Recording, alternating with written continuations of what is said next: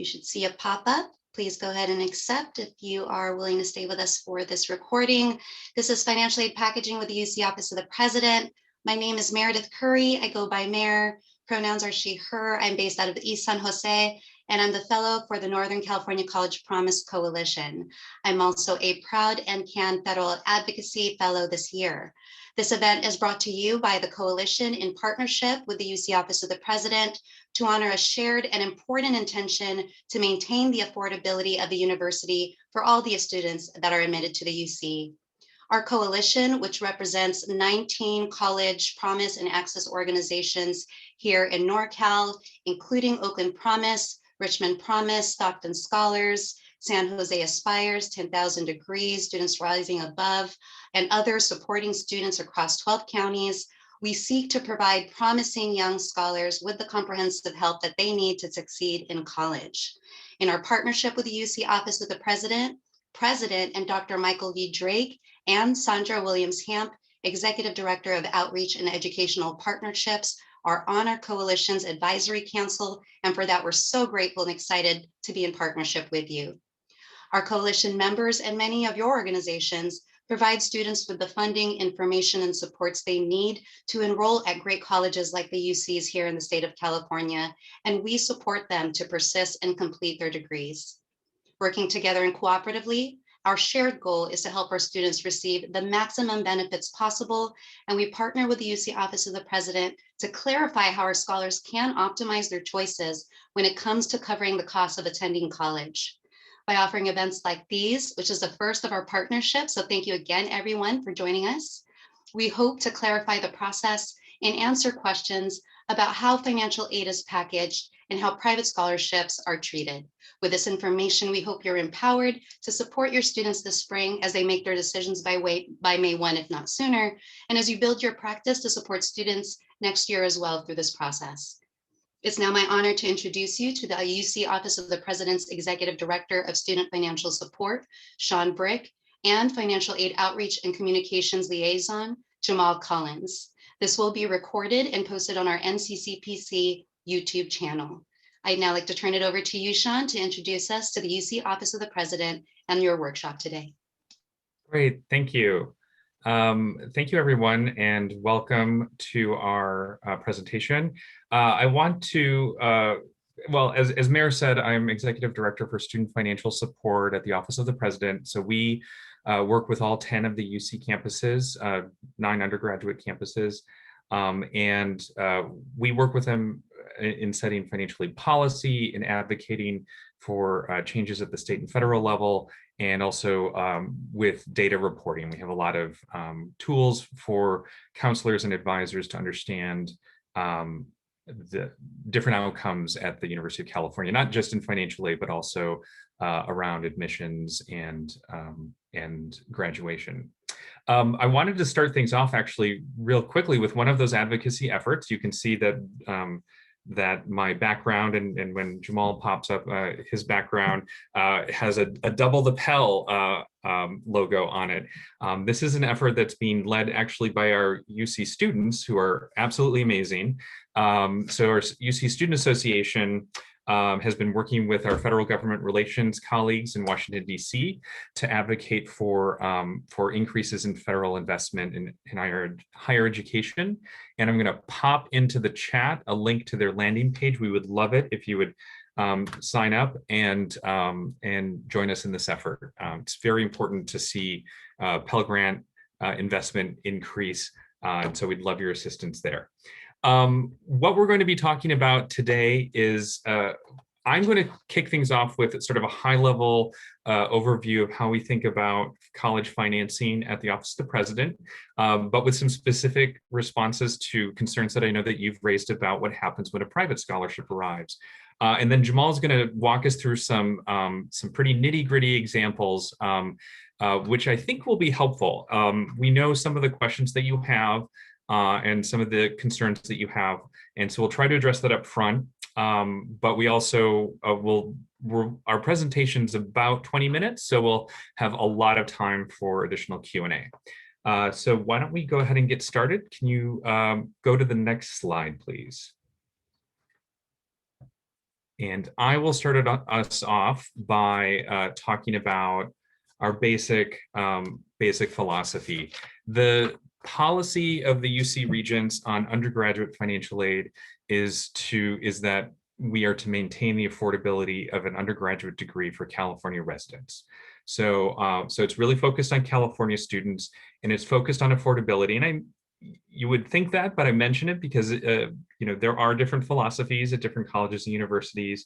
The contrasting example would be that our financial aid policy would be about recruiting the best students. Well, actually, the bulk of our financial aid that we offer is need-based, and it's intended to take cost off the table when students are making their decisions. Both between UC and other schools and colleges and universities, and also between UC campuses to the extent that we can. Next slide.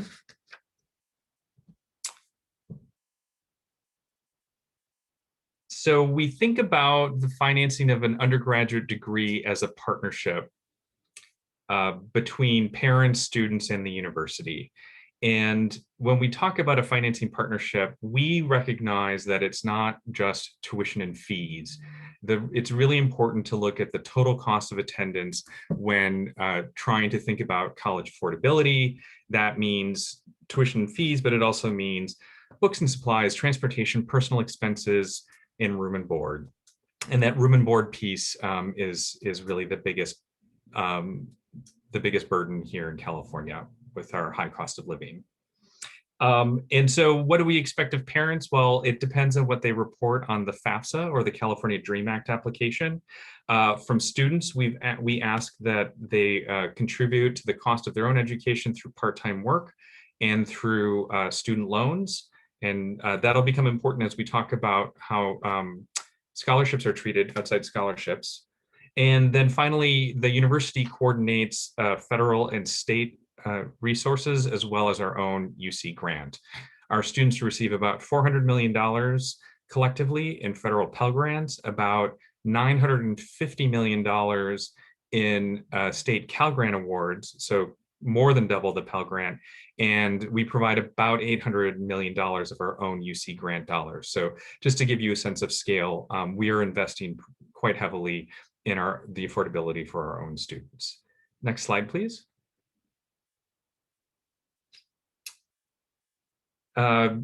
And again, in terms of the scale, that's about $2.6 billion in gift aid overall. About $53 million of that our students are receiving through private scholarships. Next slide, please. And we have some outcomes that we are very proud of. Even though I said tuition is not the whole deal, and we recognize that, it is important to note that over half of our students receive enough gift aid, grants, and scholarships to more than cover tuition. 71% of students are receiving some kind of gift aid, grants, or scholarships, and that average award is about $18,000 for those who are receiving gift aid. That's about why can't I do math? That's about $4,000 more than the average tuition and fees across the system. So our students are getting on average are getting money that will help defray those other costs. And 46% of our students graduate with no debt. Next slide, please.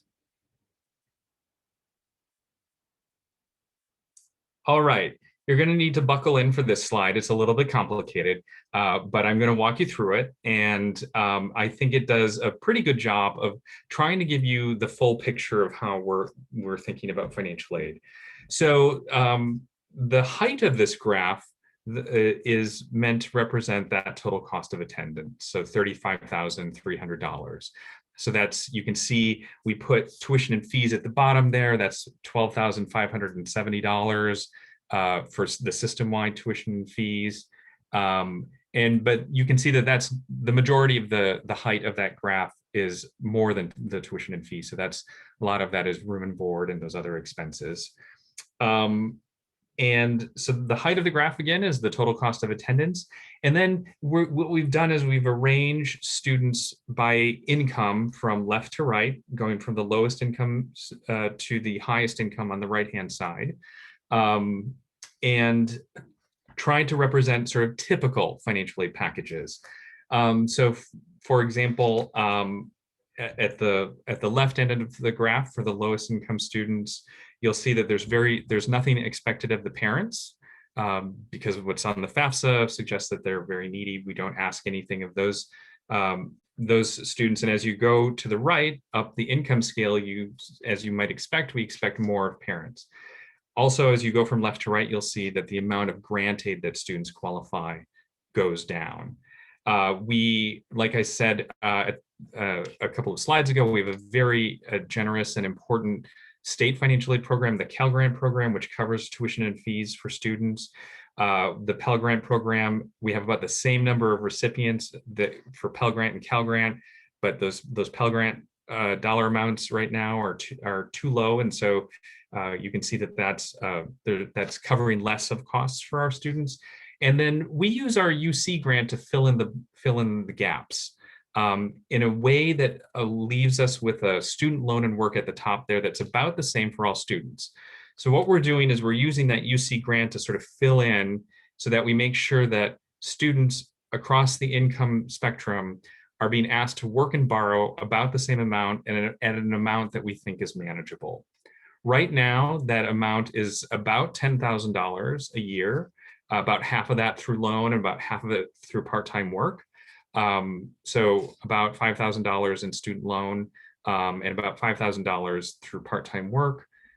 Students have choices in how they approach that. So they could choose to borrow more and work less, or work more and borrow less. But it generally works out to, this generally matches reality. Our students graduate on average with debt at about $21,000, which is quite a bit below the national average. And so there are two things that this graph doesn't do a good job at representing, and I just want to mention that. One is it doesn't give you a real sense of how many students are in each of these categories.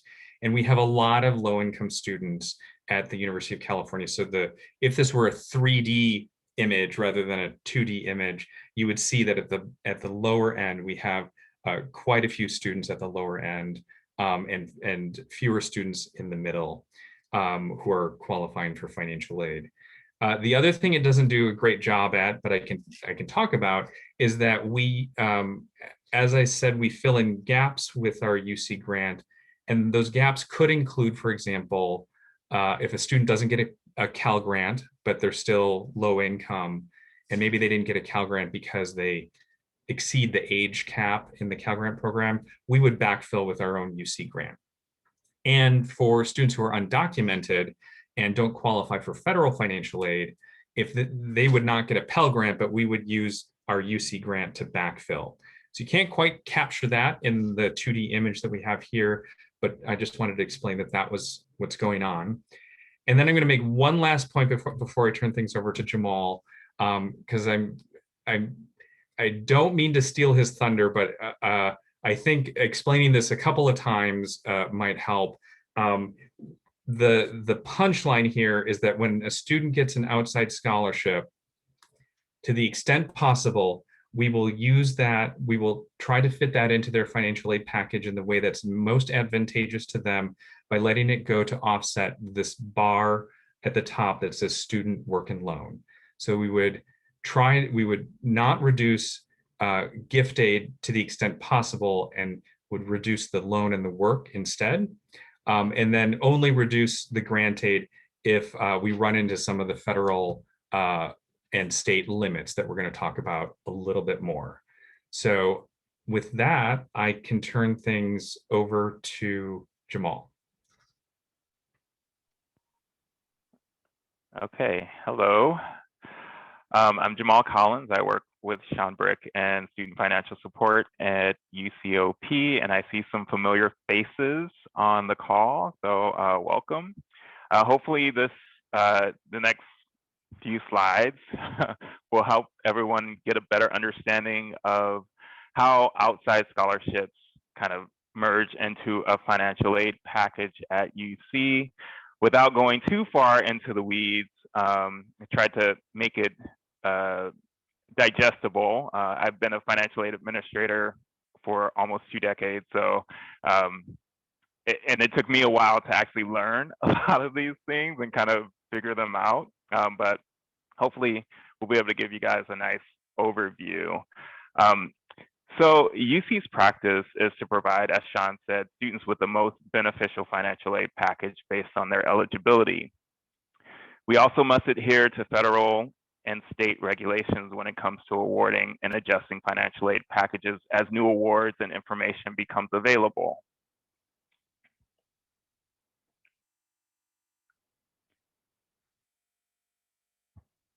When looking at or looking to add outside scholarships, there are 3 questions that we must answer. Does the student have financial need based on their FAFSA information or California DREAM Act application information? What is the student's current cost of attendance? And is the current funding equal to the cost of attendance? And last but not least, does the scholarship have restrictions? Meaning, does the scholarship have instructions that restrict it to paying something on a specific, out of the specific portion of the cost of attendance? For example, tuition. If it's earmarked for tuition, do we have to specifically pay tuition with this?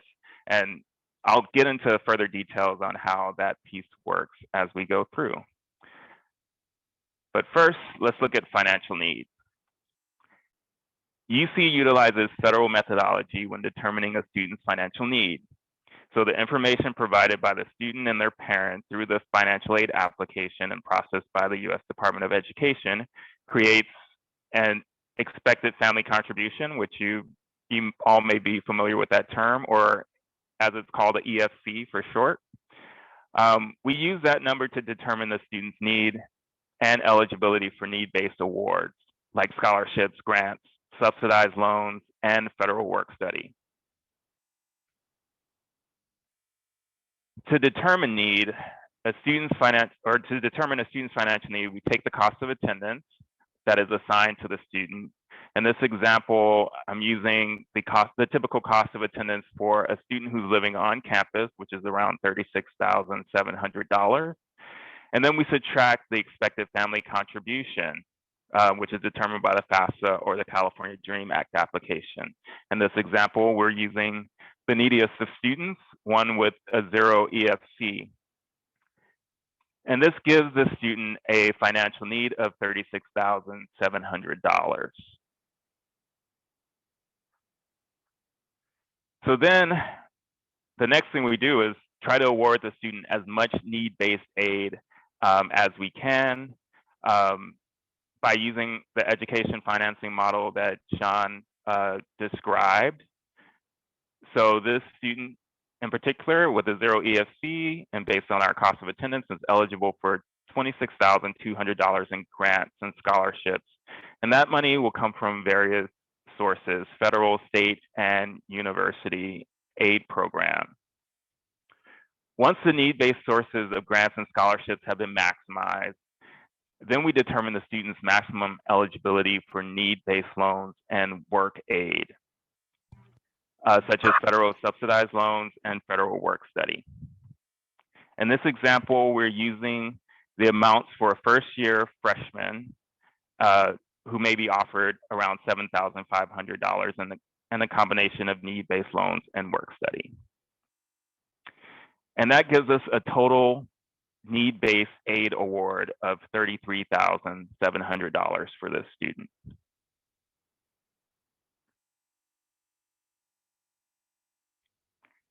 Next, we determine the student's unmet need.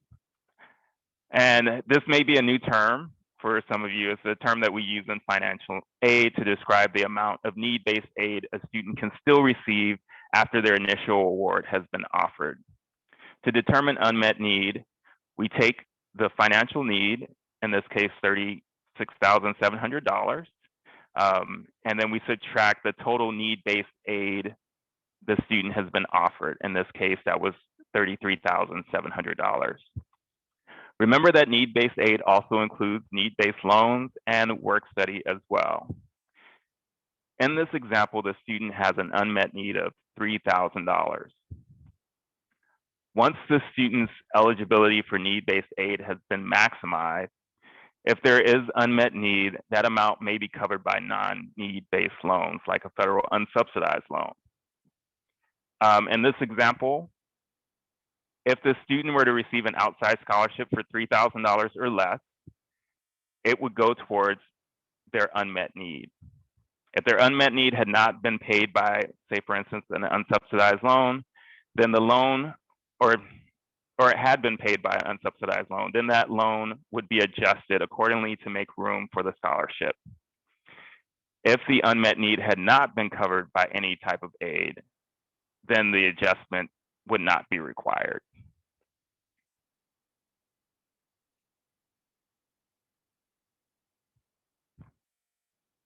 So here's how we prioritize aid adjustments. As we talked about before in the last slide, our first priority is to cover the student's unmet financial need. If an outside scholarship exceeds the unmet financial need, we would first cover the unmet financial need, and then any excess funds would require an adjustment to the student's need-based loans and work study. If the outside scholarship exceeds the combination of unmet financial need and need-based loans and work, then an adjustment to the student's gift aid would be required.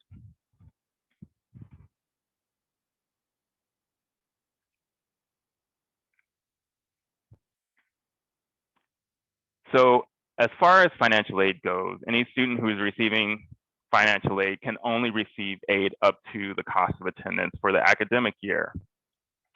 In the next slides, we'll look at some examples of the different students and adjustments that are required due to cost of attendance and the student's financial need.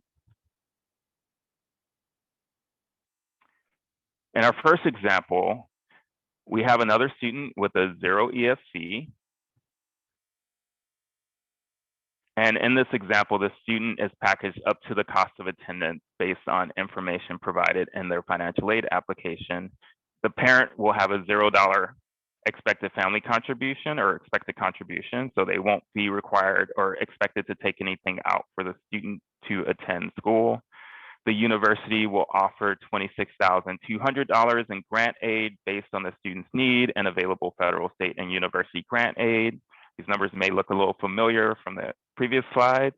The student is also offered $10,500 in a combination of loans and work study. So there'll be those need-based loans and work study. Well, work study is need-based, but need-based loans is well included in that $10,500.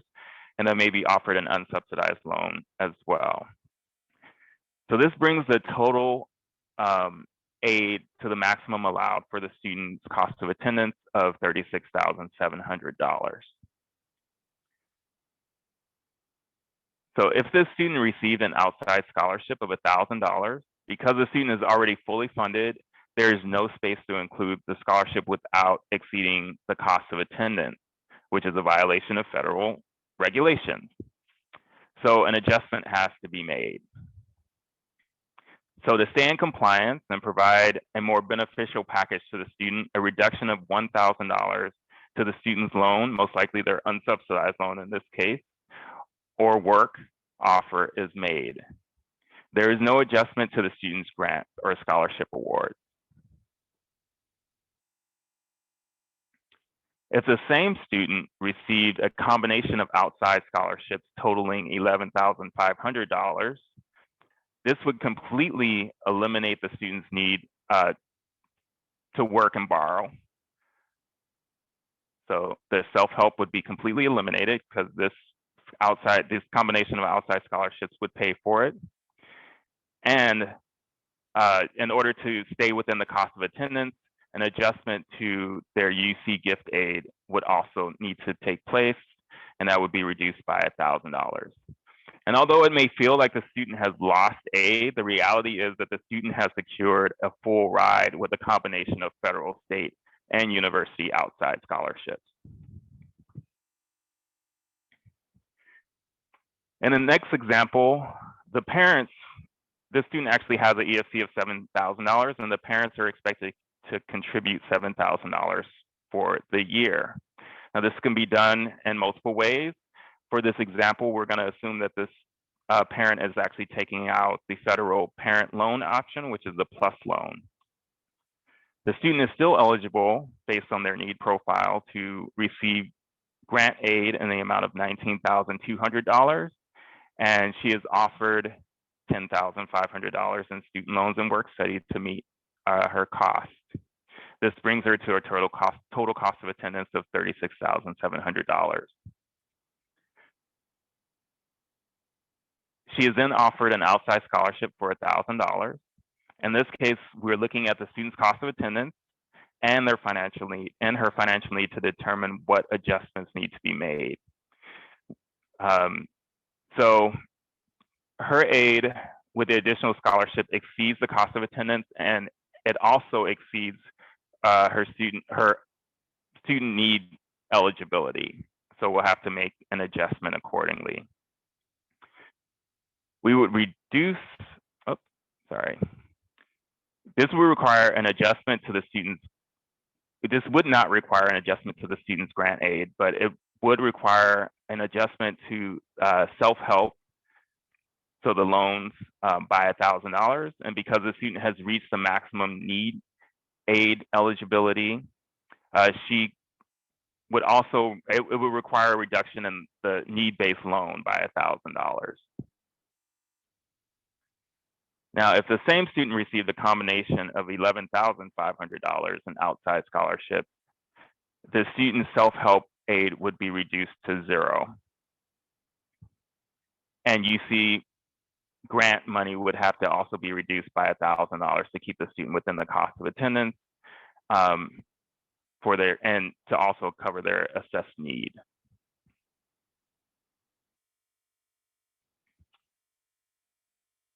And last but not least, let's talk a little bit about restricted scholarships. These are the most common that directly impact a student's grant funding. And the typical example is a student awarded a state-funded grant like Cal Grant, which fully covers system-wide tuition and fees at UC. And they receive an outside scholarship for $5,000 that is restricted to paying for tuition. In this case, the student receives an outside scholarship. It will come in, and if it's restricted to paying tuition, in order to actually fund the student with the scholarship, an adjustment to their Cal Grant for an equal amount will have to be made.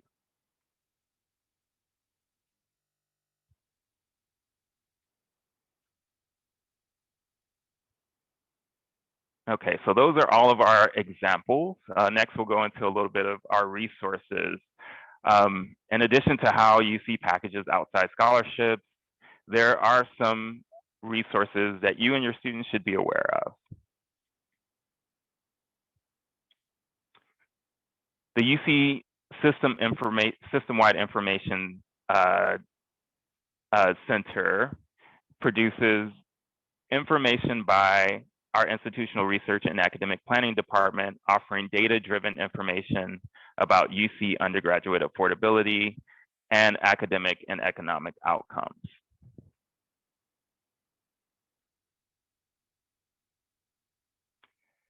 For more information on UC financial aid, we have these links to our system-wide tuition and financial aid page, as well as our admissions application, which doubles as an application for UC scholarships. There's also the URL to the UC Info Center and the FAFSA and California DREAM Act application.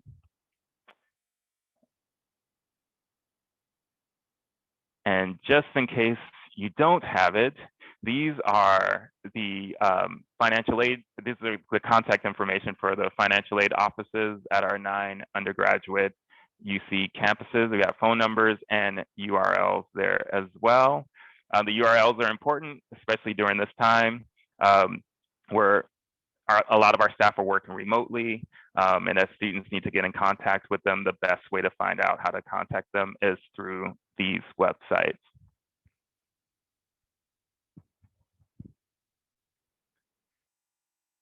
And that's it for us. Are there any questions? Actually, Mayor, would you like us to try to address the questions that you sent to us in advance first? I can. I did kind of group them because the way I sent it to you was just as a list, if I can maybe tackle them in topics. And I do see another one posted, so let me bring that into the scholarship mix. In terms of high level logistical questions, just to get those out of the way. So this will be recorded and we'll send a link to the recording from the Coalition's YouTube channel to all those who registered. We'll also, and then it'll be available again on our channel if you search it there on YouTube. I also just wanted to thank again Shawn and Jamal for taking the time to go through not only the model at UCOP and how you all work, review financial aid, but also making sure to provide us with some examples of scenarios. That was super helpful. In terms of questions, let's go ahead and start with at least scholarships, just because we were there already. One question that came in earlier today was, any idea what the average individual outside scholarship amount is? Sure, I looked that up on the info center while we were talking. So another plug for our info center. For those who are receiving outside scholarships, it's about $3,700. If you do a per capita, sort of spread that across all of the undergraduates, it's about $250. And just to be clear, we don't know at our level, we don't know details about sort of which organization sent the scholarship. We just know that it's not university money and it's not state or federal money. Great. And then do you have a sense of whether or not there are a lot of scholarships that fit in that restricted scholarship category? Like, is that a smaller group of scholarships, or that tends to be a significant number? That tends to be, I don't know what you think, Jamal. I think that's small. I think a lot of, or especially in California, I think a lot of organizations have come to realize that the Cal Grant is covering tuition and fees for most of the needy students. So it doesn't serve students well to restrict it in that way. I think it's small. Yeah, I'd agree. Appreciate that. Thank you. There's a question about the Regents scholarships. Are they greater than $5,000 per year? One of my students received $15,000 for next year and was confused about that situation. Yeah, the Regents scholarship was decentralized many years ago, and so our campuses have different practices, and some of them can be offering quite sizable sums, and some of them have either folded the Regents scholarship or other scholarships into programs like Fiat Lux. I saw that was something that was raised as well at Berkeley, and there are some other programs like that at the campuses. So it does, the Regents scholarship amounts do vary.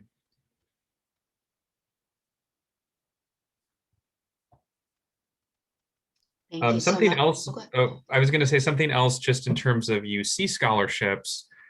Jamal mentioned this in his portion of the presentation, but just to underscore, most UC scholarships, there's no separate application.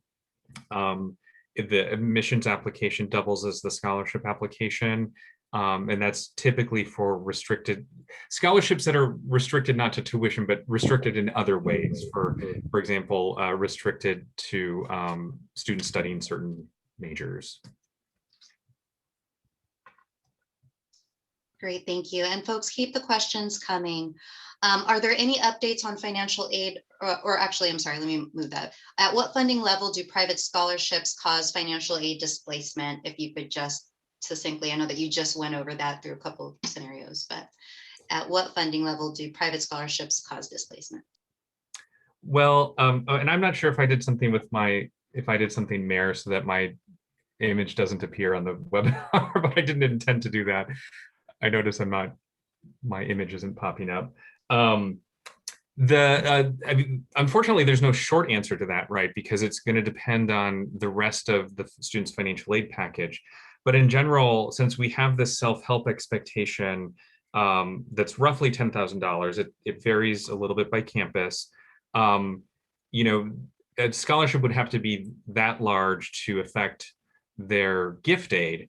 But you know, even a small scholarship could affect how much a student receives in federal work study or student loan if they have financial aid that covers, if you're including in your definition of financial aid, loans and work study, that if that's covering the total cost of attendance, then there, you know, any scholarship could result in a change to those parts of the financial aid package. Thanks for that, Shawn. Let's see, for the blue and, oh, I'm sorry. How can a scholarship provider avoid awarding students who will be overpaid? That's I've been thinking about that question because you very helpfully shared that with us ahead of time, Mayor. It's a little bit hard to tell. You can, if the student has a financial aid award package, you can take a look at that package and sort of do the kinds of calculations that Jamal was describing, where you see if there's room in the financial aid package. And certainly you can contact the financial aid office to get more information. The other, but the thing it was making me think about, and this is sort of something I would, you know, encourage outside scholarship providers to think about is, are there creative ways to give students flexibility in when they can access those scholarships? Because I think a lot of times a lot of students will come in their freshman year and have a lot of sort of one-time scholarships. And I think freshmen are more likely to then see their scholarship amounts exceed what would fit into a financial aid package. So I'm just throwing that out there that, you know, I wonder if there's a way that scholarship providers could say, tell us when you want us to activate your outside scholarship, if that's maybe your sophomore, junior, or senior year. Just a thought. Do you have anything to add, Jamal? I'm sorry, I'm rushing in and answering all these questions. Oh, you just muted yourself. I thought it was unmuting me. No, I think that, you know, I mean, in a perfect world, we would know all the outside scholarships that a student would receive before the package is actually created. So there wouldn't be this adjustment. But I think, you know, I've worked at multiple institutions, and I gotta say, I've worked at some private schools. I gotta say that the way UC does it is the best I've seen, because they don't take away from the student, where they try to provide the most beneficial package for the student. So it would go towards reducing loan and work first, and not necessarily the grant aid that they're receiving from the institution. Thank you for that, Shawn and Jamal. Okay, we have a question for the Blue and Gold Opportunity Plan. Is the aid provided pulled from a student's Cal Grant, Pell Grant, or UC Grant, or is aid that covers their tuition pulled from somewhere else? Sure. The way I think of the Blue and Gold is it's not so much a program as a minimum promise. If you meet the qualifications, we're going to make sure that something covers your tuition and fees. Increasingly, as the Cal Grant has expanded, that's Cal Grant. So a student who's getting a Cal Grant, we would say has satisfied that minimum promise of Blue and Gold. But really, in some ways, the you know, the value of Blue and Gold is really just that bumper sticker, because we do know that students and parents worry about tuition, even though we think they should be thinking more broadly. The first thing they think about is tuition. So Blue and Gold is a bit of, in that sense, is a bit of a sort of bumper sticker approach. I think the real story, especially for the lowest income students, is you get more than covering tuition. You know, as we were sort of sharing, the average for those who get who receive UC grant are getting about $18,000 on average, and that's more than tuition. And I would just add that I've noticed I've been getting a lot of questions around seeing Blue and Gold on a financial aid award letter. And you want, and because it's not necessarily a scholarship, which a lot of people have, or when they get questions, they ask about a particular scholarship and they don't see it on their financial aid award letter, which causes some confusion. If a student received basically enough grant aid to cover their system-wide tuition and fees, so that's that $12,570 number, then they've qualified for blue and gold. If they receive that or more, then they've already gotten it, even if they don't see it on, like, spelled out on their financial aid award letter. Clarifying. Thank you so much to you both. We have a couple more questions on scholarships, and then we also have a few questions I've grouped in terms of Cal Grant, one on work study, then student scenarios. So in staying on scholarships, how are endowment scholarships treated? For example, UC San Diego's Jacobs Engineering Scholarship. That's going to vary a little bit by the scholarship and by the campus. Oftentimes, if it's, I can't speak to that specific scholarship, but oftentimes if an academic department is offering it, it would also go to offset the need to work and borrow. But I do know that some of the campuses pool their endowed scholarship money and award it on the basis of financial need. So it would actually be how they cover those costs in the first place. So it depends. Thanks, Shawn, and appreciate you taking a stab at a very specific example. A couple of kind of general related to the packaging. Are there any updates on financial aid for middle class families? I can talk to that one. There's a little bit. So there's a middle class scholarship program that the state offers that does offer scholarships for students whose parents make up to, what is it now, Jamal, like $183,000? 184. 100 what? 184. 184. I was close. Okay. Yes. And those covered a fraction, a portion of tuition and fees, the up to 40%. Though that program and the state's Cal Grant program are all under discussion about, there's reform discussion about both the Cal Grant and middle class scholarship program. And that could have an impact on both of those programs. Right now, the tricky thing with the middle class scholarship program, which may be prompting this question, I don't know, is it's a last dollar program, which means that the state says if we spend any need-based financial aid or any need-based grant, if we give any need-based grant to a student who's a recipient, the same amount has to be reduced in the middle class scholarship program. So in other words, it's middle class scholarship displacement. So that actually that is problematic for us at the university because it hamstrings our ability to help those students because any dollars we give them get taken away from their MCS awards. So that's a little bit tricky, but there are discussions about changing that aspect of the program. Thank you for that, Shawn. Yeah. There is a question about how to ensure students are supported for the specific SIR deadline. So last year, financial aid offices at both UC and the Cal State were very hard to reach during the month of April. What plans does the UC have to be available for contact by students and advisors to ensure that students have the correct financial aid award before making a decision by the May 1 SIR deadline? Yeah, I can really appreciate that, the frustration last year. We were thrown for a loop as everyone else was. I do get the sense that the campus financial aid offices have gotten their feet under themselves now and have been able to respond better. So I do hope that your students' experience will be better this spring. The campuses have had different ways to respond.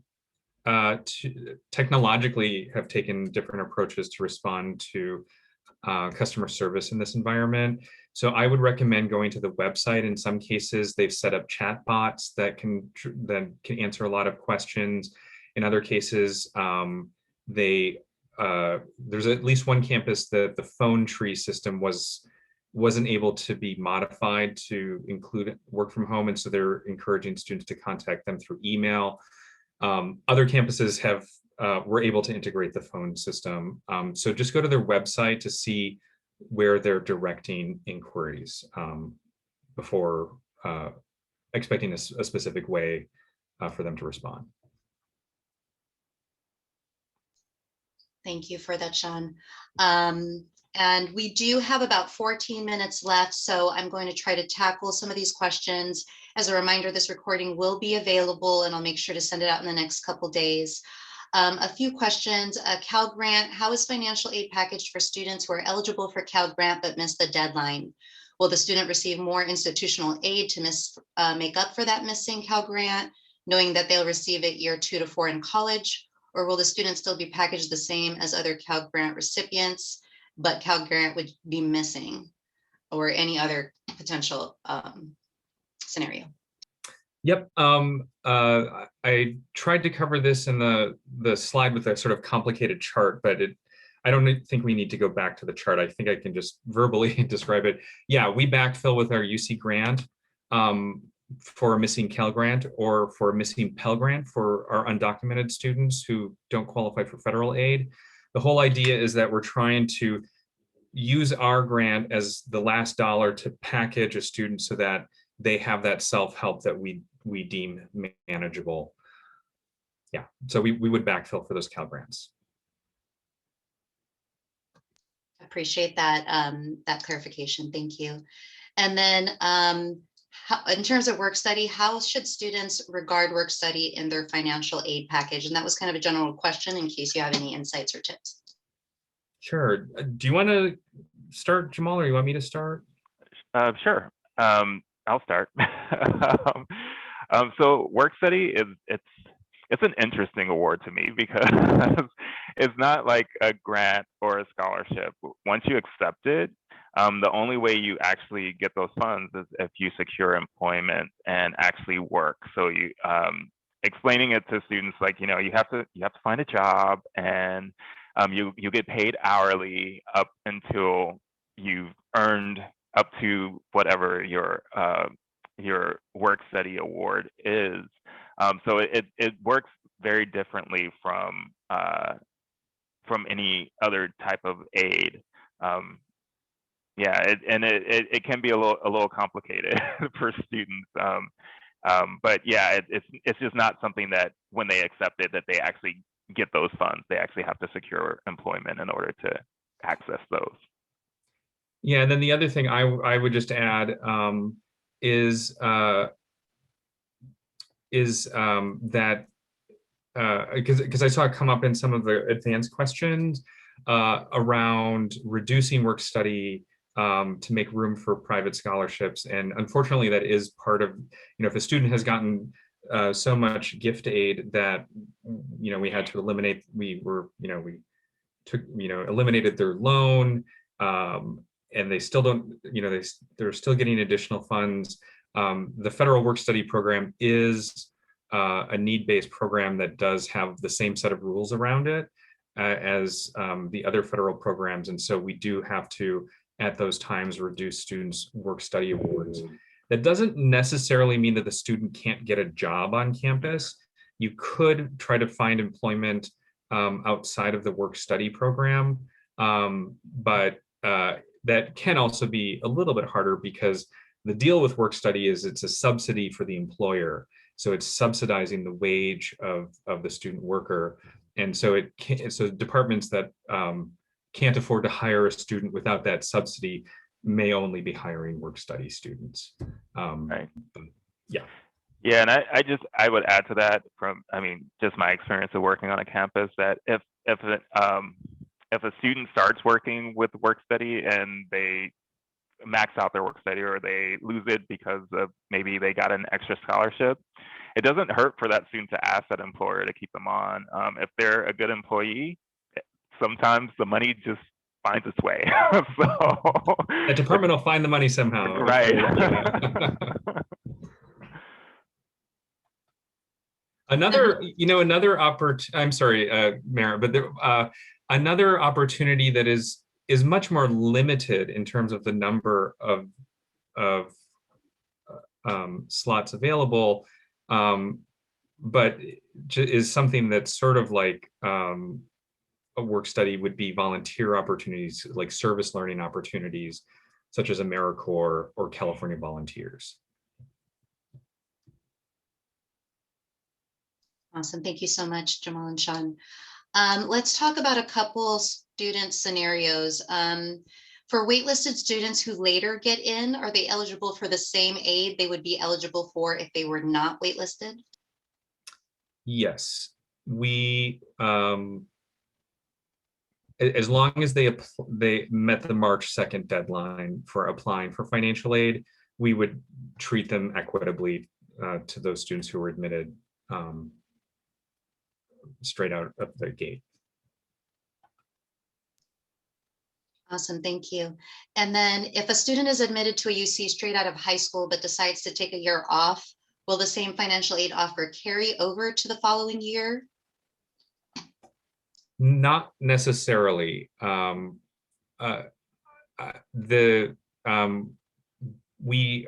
need to use the new FAFSA for the upcoming school year, and it also depends on how much funding is in the UC programs from year to year.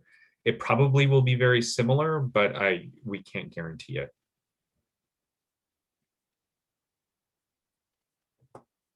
Thank you, Shawn.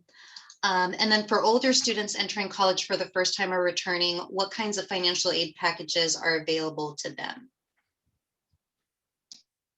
So we would treat them the same as everyone else in terms of our big need-based programs. The challenge for returning students right now, well, it's less of a challenge at UC because we would backfill, but a challenge for returning students right now in the Cal Grant program is there are age caps in place, and there are also rules that restrict who can qualify for an entitlement program. There's so many, the Cal Grant program is very complicated. I'm trying to simplify it. If you're out of high school for too long, you also don't automatically get a Cal Grant, and you then have to compete for what's called a competitive Cal Grant. So that's sort of a bigger challenge for returning students. But if they're coming to UC, we would do the same kind of need analysis that we walked you through and backfill for that missing Cal Grant. The other challenge, I'll just say, for returning students or for transfer students often is a lot of community college students finance their education by going to school part-time and working full-time. And we expect students at UC to go to school full-time and hope that they work part-time. We recommend that they work part-time. And so that can be a real shift for some students. And it also means that the income that they reported in the FAFSA may not be reflective of the income that they would be expecting in the upcoming year. And so we would encourage those students to submit a petition for a review of their case, which I know is not, it's not ideal to have to appeal and to have this administrative process, but that is the piece that's in there now. Thanks, Shawn. And since you touched on appeal, what is your recommendation for students and advisors when they see something that needs, like what is your recommendation in terms of how advisors and students approach the financial aid directors when they do need to appeal or visit an issue like what they might see as scholarship displacement or other issues? Well, in general, campuses assign students oftentimes by last name to a counselor. So start with the counselor, certainly. And there usually are forms on the website for the different concerns that students may have. So for example, if you have a student who says, well, yeah, sure, this is covering my total cost of attendance, but I have extraordinary medical expenses or something, there's usually a form on there for a petition to change that cost of attendance. But the big piece of advice I would offer, or I say this despite whatever my campus colleagues may say, especially for first generation students, is just be persistent. You deserve an answer to your question, and you have a right to get those questions answered. And so be persistent. Even in COVID world, you deserve an answer. So so keep knocking on those doors, or sending those emails, or calling those phone numbers. Thanks so much, Shawn. Persistence is key. Yes, let's make sure our students get their needs met and our questions answered. We have about a few more minutes. A reminder to folks that this will be recorded. We have a few questions that are not going to have a chance to get to, so I'll see if I can share that with our colleagues at the UC Office of the President offline and share that as part of like a follow-up FAQ. But just a few final questions. When a student how can a student go from a 0 EFC 1 year to thousands of dollars the following year? Can you share what might explain that? Do you want to take that one, Jamal? Sure. Well, I mean, it could be changes in income. I mean, there's certain factors that are looked at when the EFC is determined. The actual formula is pretty complicated, but can you guys hear me? Yeah. Okay. I wasn't sure. I was having some internet troubles. It said my internet was unstable. So there are certain factors that are looked at: the number of individuals in the household, the number of students that are actually in college. That makes a difference in the EFC. The household income, assets, all of these things are taken into consideration when determining a student's financial need. So if that information changes drastically from 1 year to the next, say for instance, 1 year there were 2 students in college, and the next year there was only 1 because one graduated, they become independent, and so the household is smaller, but they have the same amount of resources, then most likely that student's EFC will actually increase or it could potentially increase depending on all their other factors. But yeah, so we're looking at all of that information. One of the questions I typically get is like, well, what is the maximum I can earn to be Pell eligible? And there's really no specific number because there's all of these other factors. One of the other factors is parent age, depending on, because as the parents get older, the expectation is that they'll be using their resources to fund their retirement. So that's something that's also taken into consideration. But yeah, I think for the most part, it's probably just swings in income and family household size that will do it. Super clarifying. Thank you so much, Jamal. And the last question I will ask, and it would be great if you could post the campus contact info slide again, just so folks can see who their contacts might be if they have questions after this. Can you share more about if a student can count on their aid being the same year to year if their financial circumstances are similar? How can we support students in planning not just for the 1 year, but their full time at college?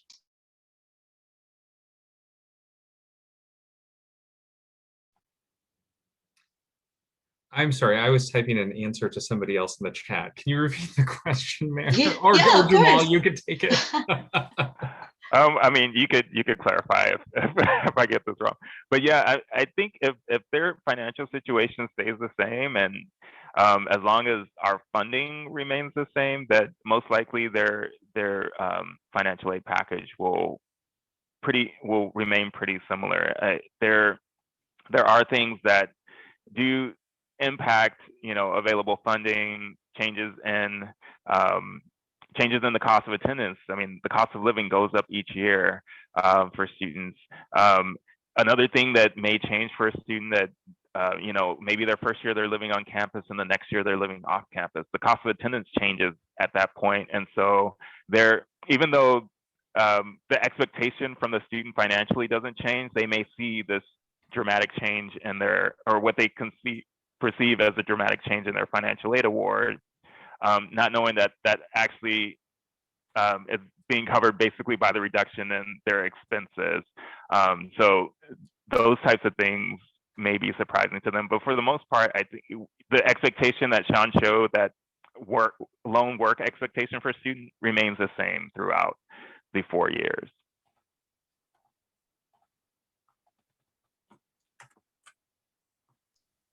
Great, thanks, Jamal. Sorry, I saw that you were unmuted, Shawn, in case you wanted to add anything else to that. No, I would underscore what Jamal said about cost increases. You know, as I said earlier, the biggest expense that our students face are housing and food. And so if available financial aid resources don't keep pace with increases to cost of living, then we can't necessarily keep the same self-help for students from year to year, which is one more reason to plug our Double the Pell effort, which I put in the chat. Yes, double Pell, thankful for Pell. Thanks for that last plug. And there are a few resources posted to the chat, so I'll make sure that along with the recording link are any resources that Shawn has posted. I think there are a couple as well. So thank you, everybody. I see Jamal's posting the last slide that has the financial aid office contact information. Jamal and Shawn, are we able to share a couple of the slides from this presentation also with the group as a part of follow-up? For sure, yeah. Fantastic.